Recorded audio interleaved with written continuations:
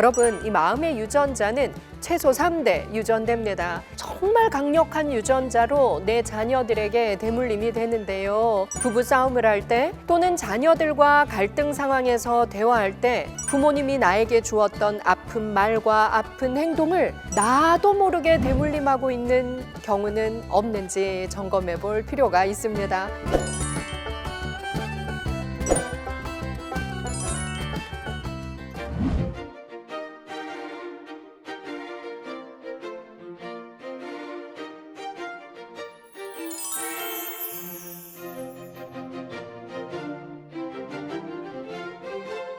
안녕하세요. 박상미입니다. 내 자녀에게 무엇을 물려주고 싶으십니까? 오늘은 3대 대물림되는 마음의 유전자 편입니다. 여러분, 내가 말하는 것, 생각하는 것, 행동하는 것, 이 모든 유전자가 내 자녀들에게 대물림되고 나로부터 3대 대물림된다라고 생각할 때 자신 있습니다 하시는 분 손 한번 들어보시겠어요? 나는 정말 말을 잘해. 나는 정말 좋은 생각을 해. 나는 타인에게 이로운 행동을 잘해. 여러분, 누구나 이렇게 살고 싶지만 내 마음에 들지 않는 부분도 많고 또 그렇게 살지 않으려고 했지만 나도 모르게 우리 부모님의 유전자를 물려받아서 부부싸움을 할 때 또는 자녀들과 갈등 상황에서 대화할 때 부모님이 나에게 주었던 아픈 말과 아픈 행동을 나도 모르게 대물림하고 있는 경우는 없는지 점검해 볼 필요가 있습니다. 여러분, 이 마음의 유전자는 최소 3대 유전됩니다. 특히 우리가 생각하는 방식, 감정을 선택하는 방식, 말하는 방식은 정말 강력한 유전자로 내 자녀들에게 대물림이 되는데요. 오늘은 내 감정부터 점검을 한번 해보겠습니다. 제 질문에 답을 한번 해보시겠어요? 자주 불안한가요? 걱정이 많아서 우울한가요? 우울한 마음 때문에 자주 무기력한가요? 내가 걱정하는 일의 96%는 일어나지 않습니다. 그럼에도 불구하고 정말 많은 분들이 불안해요, 걱정이 많아요, 우울해요 이런 증상을 호소하면서 상담센터에 줄을 서서 오시는 경우도 많죠. 그들의 고민을 가만히 들어보면 그들의 불안과 우울의 실체를 가만히 들어보면 이미 과거에 끝난 일이거나 미래에 그 일이 일어날 가능성이 정말 희박한 경우가 정말 많습니다. 제가 방금 말했어요. 우리가 걱정하는 일의 96%는 일어나지 않는다. 오랜 세월 심리학이 연구한 결과입니다. 여러분, 오늘 강의 내용 중에 제일 중요한 게 이거예요. 지금 나를 불안하게 하는 요소, 나를 우울하게 하는 요소, 내가 걱정하고 있는 요소, 내가 두려워하고 있는 것들, 그것들의 96%는 실제로 일어나지 않는다. 그런데 왜 우리는 불안하고 우울하고 두렵고 무기력한 마음에 빠지는 것일까요? 바로 내가 과거에 받았던 영향 때문입니다. 내가 과거에 겪었던 그 일 때문에, 만났던 그 사람 때문에, 내가 과거에 받았던 부모님의 아픈 말, 아픈 행동으로 인한 상처 때문에 내 아픈 마음이 현재에 개입해서 계속 현재를 망치는 거예요. 그 일이 또 일어날 것 같고, 그리고 그 상황이 나에게서 끝나지 않은 것 같고, 그 아픔을 계속 반추하면서 고통 속에 살고 있는 사람도 많다는 거죠. 과거의 불쾌함과 미래의 막연함이 낳은 감정이 바로 불안과 우울입니다. 과거는 이미 끝났고 미래는 아직 오지도 않았습니다. 그런데 이 과거와 미래에 걸쳐 있는 감정, 불안과 우울 때문에 우리는 현재가 무기력해지는 경험도 한다는 거죠. 96%를 제외한 나머지 4%만이 진짜 우리가 걱정하고 대비해야 할, 그리고 대처할 수 있는 진짜 사건이라는 걸 알면 됩니다. 어떤 우울이 몰려올 때, 어떤 불안이 몰려올 때 종이를 딱 펼치고 앉으세요. 자, 이건 96%에 속하는 일인가, 4%에 속하는 일인가? 이건 과거에 이미 끝난 일인가, 미래에 아직 오지도 않은 불안인가, 우리는 점검을 해야 합니다. 96%에 해당하는 고민이라면 딱 접고 운동화 신고 밖으로 나가서 산책을 해야 합니다. 그런데 정말 고민해야만 해결되는 4%에 해결되는 일이라면 정식으로 앉아서 깊게 고민하고 지혜로운 사람에게 조언을 구해야겠죠. 그런데 대부분 우울증에 빠져 있는 사람들은 쓸데없는 불안에서 비롯된 걱정을 가지고 상담을 요청합니다. 진짜 사건에 대해 에너지를 집중해서 대처할 수 있도록 쓸데없는 96%의 걱정을 버리는 것. 이것이 정말 중요한 마음의 유전자라는 것 오늘 알려드리고 강의 시작합니다.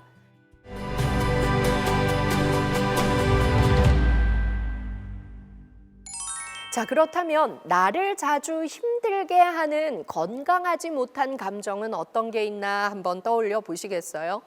우울이라고 뭉뚱그려 얘기하면 해소하기가 참 어렵습니다. 나를 정말 자주 힘들게 하는 건강하지 못한 감정, 질투심인가? 시기심인가? 열등감인가? 부끄러움인가? 수치심인가? 모멸감인가? 이런 것들을 우리가 잘 들여다볼 필요가 있습니다. 그래야만 그 감정이 나를 괴롭힐 때 건강한 반응을 선택하는 연습을 할 수 있기 때문입니다. 자, 여러분 오늘 이거 꼭 기억하세요. 우울한 마음도 불안한 마음도 나를 힘들게 하는 감정을 자주 느끼는 건 모두 습관입니다.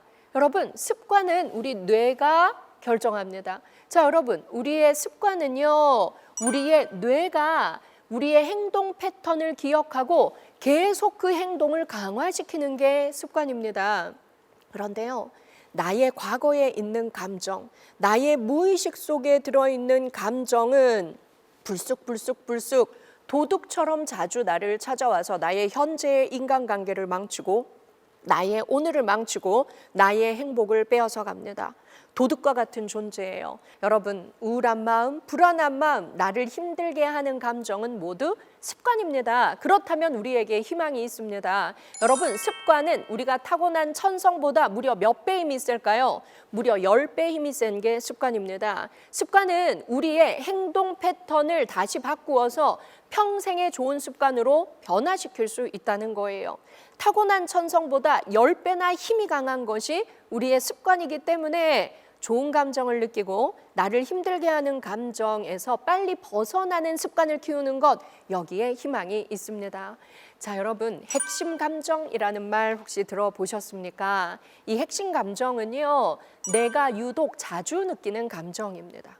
내가 어릴 때부터 자주 느끼는 감정인데 불쑥 도둑처럼 찾아와서 나를 힘들게 만듭니다. 자, 저의 핵심 감정 중에는요, 불안이 있어요. 자, 이 불안은 어릴 때 저희 아버지가 투병을 하면서 제가 5살 때 온 가족이 뿔뿔이 흩어지게 된 계기가 있었습니다. 엄마와 아빠는 병원으로, 언니와 오빠는 친척 집으로, 저는 외갓집으로. 저는 그때 분리불안이라는 큰 마음의 아픔을 갖게 되었어요. 해만 지면 어디로 가야 될까 눈물이 났고 엄마가 언제 나를 데리러 올까 늘 울면서 엄마를 기다렸어요. 나중에는 엄마 아빠와 가족들이 다 모여서 살게 되었지만 해만 지면 그 감정은 본능처럼 찾아왔고 지금도 저에게 본능처럼 자주 찾아옵니다.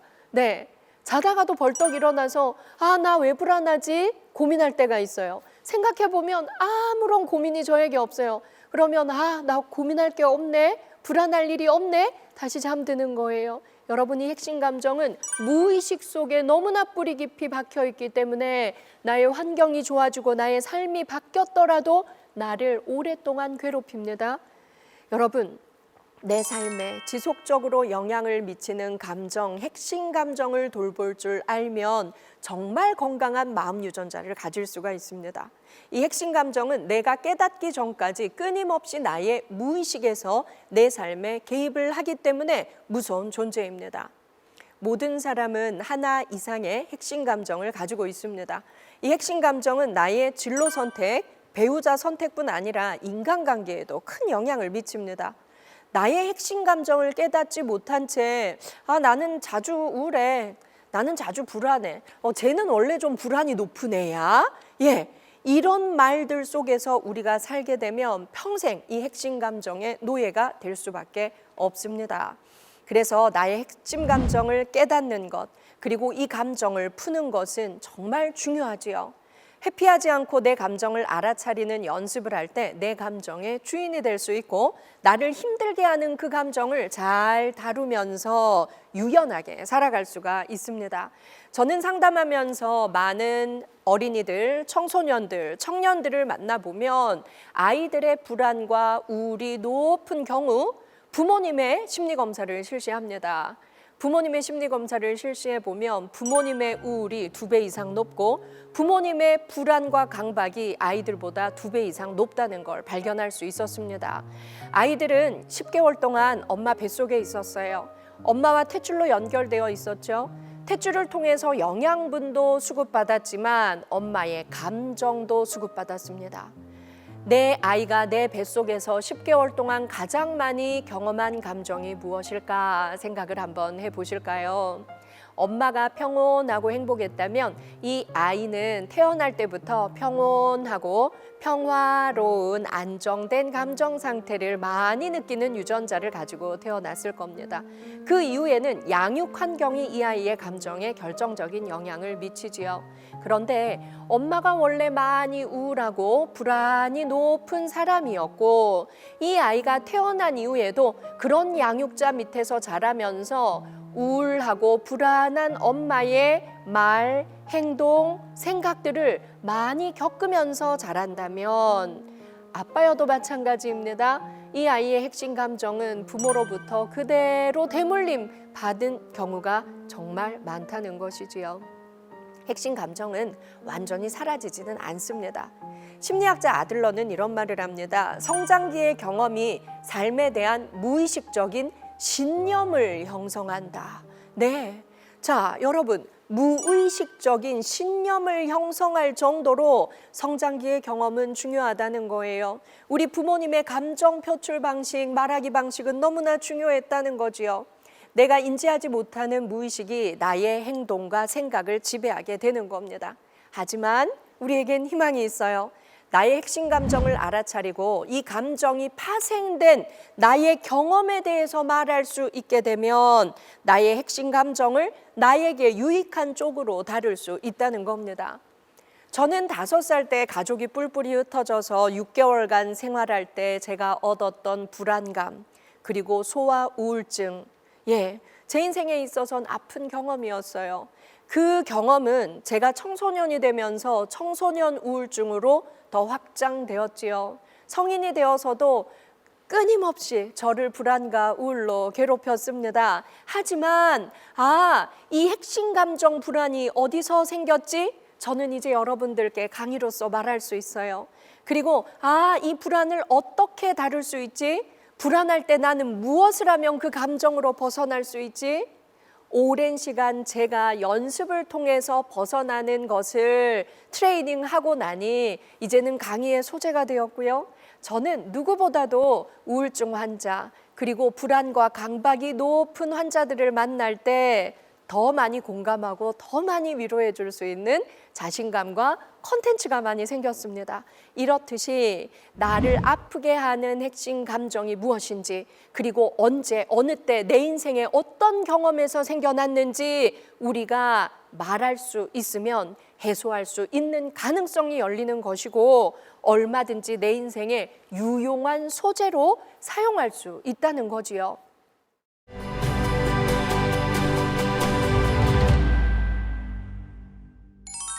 핵심 감정을 만들어낸 과거의 경험 속에 왜곡되거나 과장된 기억이 있다면 바로잡을 수도 있습니다. 자, 여러분, 저는요 그 시간이 한 몇 년 된다라고 생각했어요. 어릴 때 기억이고 너무 강력한 불안과 무서움이었기 때문에. 그런데 제가 아까 6개월이라고 여러분들께 말씀드린 건 제가 성인이 되고 나서 심리치료를 받으면서 그 기간이 6개월이라는 걸 알게 되었기 때문입니다. 제가 이 경험을 고백하고 꺼내놓으니까 저희 어머니께서 그 기간은 6개월이었어 라고 저의 왜곡된 기억을 바로 잡아주셨어요. 저에겐 굉장히 도움이 되었습니다. 그래서 우리가 이렇게 말로 꺼내보는 것이 중요하다는 거예요. 왜곡되고 과장된 기억은 우리를 더 아프게 하고 우리의 핵심 감정을 더 부풀리기 때문에 그걸 바로잡는 것도 중요합니다. 또 내 잘못이 아닌 일 때문에 트라우마가 생긴 경우라면 치유할 수도 있습니다. 자, 여러분, 두려움과 공포가 유난히 심한 사람들을 보면 내 잘못이 아닌 어떤 과거의 사건 때문에 그 핵심 감정이 생긴 경우가 많았습니다. 성추행을 당했던 경험 또는 자랄 때 집에서 아동학대를 경험했던 사람이라면 그때 생긴 두려움과 공포가 인생에 걸쳐서 계속해서 나를 괴롭히겠죠. 내 잘못이 아닌 일 때문에 트라우마가 생긴 경우이기 때문에 치유의 길로 나아가기도 쉽습니다. 핵심 감정을 인지하고 있는 사람은 자동 반응 패턴을 멈출 수 있게 됩니다. 우울해 이불 속에 들어가고 불안해 사람을 거부하고 방문 속으로 갇히는 그런 자동 패턴을 가지고 있는 사람이라면 이 핵심 감정으로부터 빠져나오기 위해서 운동화 신고 밖으로 나가자. 내 친구 중에 가장 긍정적인 누구와 통화를 하자.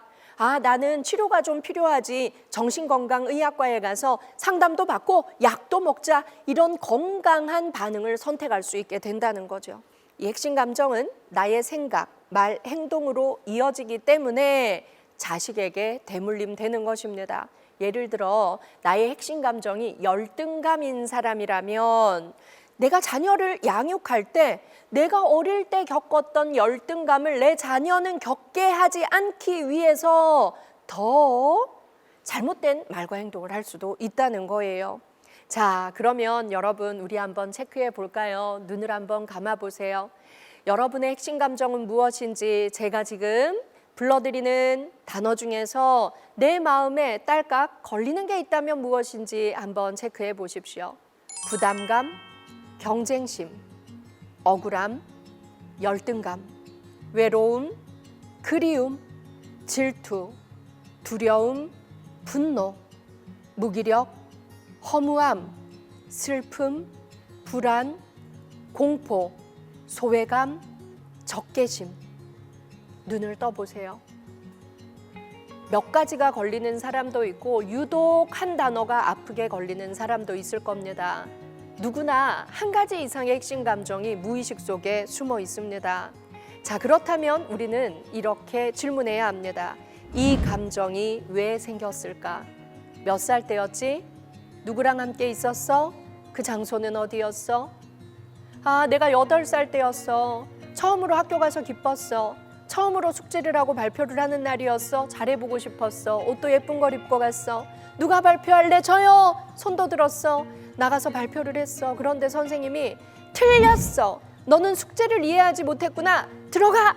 라고 소리쳤어. 그래서 나는 그때부터 대인관계 공포증이 생겼어. 발표 공포증도 생겼어. 나의 핵심 감정은 공포심인 것 같아. 이렇게 말할 수도 있는 거죠. 그렇다면 우리는 나 스스로에게 이렇게 말해줄 수 있어야 합니다. 그건 나의 트라우마가 자극받아서 일어난 감정이야. 지금까지 이 감정 때문에 참 많이 힘들었지? 이 순간 내 마음에 일어난 감정의 노예가 되지 말고 감정의 주인이 되자. 이 감정이 생긴 경험들은 다 지난 일이고 덕분에 나는 많이 성장했어. 이젠 내 감정의 주인이 되자. 자동적으로 반응했던 나의 행동을 멈추고 진정으로 내가 원하는 말과 행동을 선택하자. 이렇게 그 감정이 일어날 때마다 나에게 말해주면 좋습니다. 저에게 찾아왔던 50세 여자 교사는 대인관계 공포증이 있는 분이었어요. 그리고 얼굴이 수시로 빨개지고 발표하는 것에 대한 공포를 느끼고, 그런데 50세까지 학교 교사로 버틴 겁니다. 이분이 갖게 된 것은 우울증, 그리고 불면증, 공황장애, 너무나 많은 정신과적 질환을 안고 저에게 찾아오셨어요. 찾아온 날은 학교를 그만둔 날이었습니다. 저는 평생 너무 힘들었어요. 사람이 무서웠어요. 두려웠어요. 내가 원하지도 않는데 교사가 되어서 교사 생활을 하느라 너무 힘들었어요. 저는 이제부터 방 안에만 있을 거예요. 사람은 아무도 안 만날 거예요. 그런데 선생님, 외로울 땐 어떻게 해야 되죠? 이렇게 저를 찾아온 거예요. 그분과 제가 대화하면서 그분의 핵심 감정을 알게 되었습니다. 그분의 핵심 감정은 바로 아까 그 사건입니다. 초등학교 1학년 입학 후에 발표하던 날 일어난 그 사건. 네, 극복해 보려고 교사가 되었고 교사가 되어서도 잘 해보려고 했지만 이분은 한 번도 자기의 핵심 감정이 생겨난 최초의 사건으로 가서 자기를 위로하는 것을 해본 적이 없었던 거죠. 그분은 저와 함께 한 달에 걸쳐서 계속 이걸 했습니다. 지금까지 이 감정 때문에 많이 힘들었지. 이 순간 내 마음에 일어난 감정의 노예가 되지 말고 감정의 주인이 되자. 다 지난 일이야. 덕분에 나는 많이 성장했어. 진정으로 내가 원하는 말과 행동을 선택하자. 그분은요, 이제 퇴직하고 3년 되셨는데요. 그분은 이제 대중들 앞에서 강의하는 일을 하고 계십니다. 자기의 핵심 감정을 알고 내 잘못이 아니야. 그건 그 선생님의 잘못이었어. 그것이 나의 트라우마가 되었어. 그 착하고 그 발랄한 아이의 동심을 짓밟은 그 어른의 잘못이야. 그럼에도 불구하고 나는 잘 자랐구나. 잘 자란 내가 대견하구나. 이 연습을 충분히 해낸 그분은 대중 앞에 서서 이제 자기의 경험을 나누고 자기처럼 대중 앞에 서서 발표하지 못하는 사람들을 돕는 강의를 할 수 있게 되었다는 거죠. 여러분 어때요? 이 핵심 감정을 돌보게 되면 나는 훨씬 더 성장한 사람으로 살아갈 수 있게 된다는 것입니다. 부정적인 반응을 버리고 긍정적인 반응을 선택하려면 어떤 노력을 할 수 있을까? 나에게 물어보고 답하는 글을 종이에 한번 써보셔도 좋겠습니다. 가장 아팠던 그 경험의 그날로 돌아가서 나를 위로하고 나를 응원하는 글을 써보면 더 좋습니다. 그러면 그럼에도 불구하고 잘 자란 나를 칭찬할 수 있게 되니까요. 자, 두 번째입니다.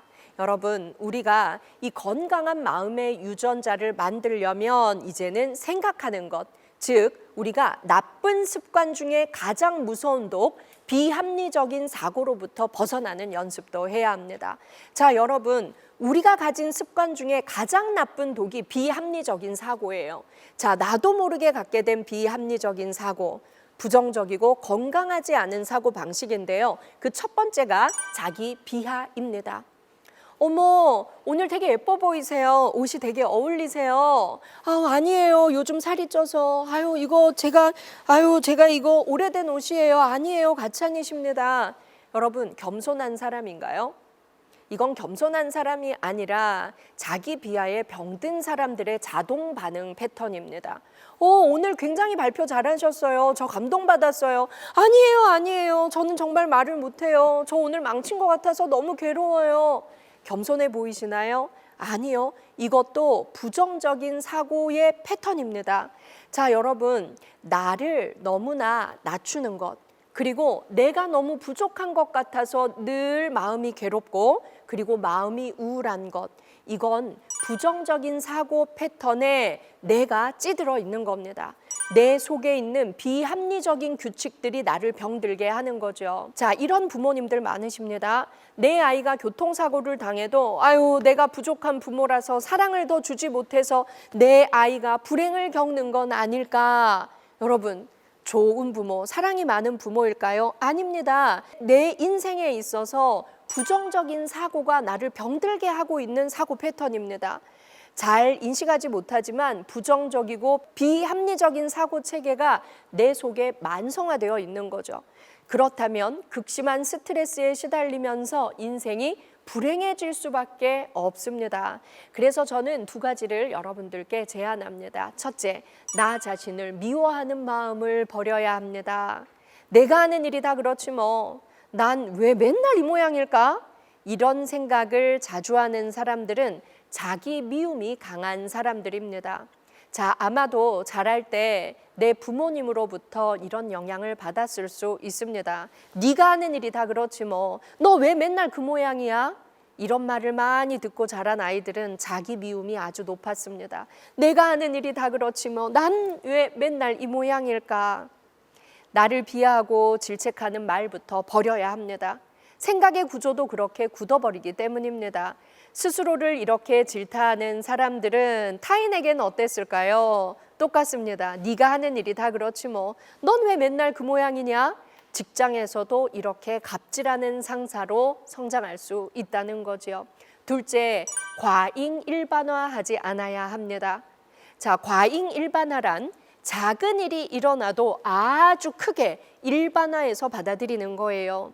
누구나 사랑하는 사람에게 거절당할 수도 있고, 시험에 도전했다가 한두 번 떨어질 수도 있고, 일하다가 만난 사람이 나를 무시할 수도 있습니다. 그러면 한 번 일어난 일이야, 그럴 수도 있지 뭐가 아니라 나는 늘 이래라고 과잉 일반화하는 경우입니다. 나는 시험운이 없어, 사람들은 왜 다 나를 무시할까, 이렇게 과잉해서 생각하는 것도 문제입니다. 이번엔 떨어졌네, 다음엔 잘 봐야지, 저 사람 참 사람 볼 줄 모르고 예의 없는 무례한 사람이네, 이렇게 긍정적으로 생각할 수 있어야죠. 자, 이렇게 건강한 마음 유전자를 갖기 위해서는 공부가 필요합니다. 그리고 나를 병들게 하고 나를 힘들게 했던 그 유전자들, 우리 오늘부터 버리고 나를 더 행복하게 만들 수 있는 마음 공부를 시작해야 합니다. 자, 나의 유전자는 3대, 최소 3대 대물림 됩니다. 나의 건강한 마음 유전자, 내 자녀들에게 물려준다 생각하면 오늘부터 긍정을 선택하고 합리적으로 생각하고 좋은 감정을 선택하는 능력이 더 생길 것이라 믿습니다.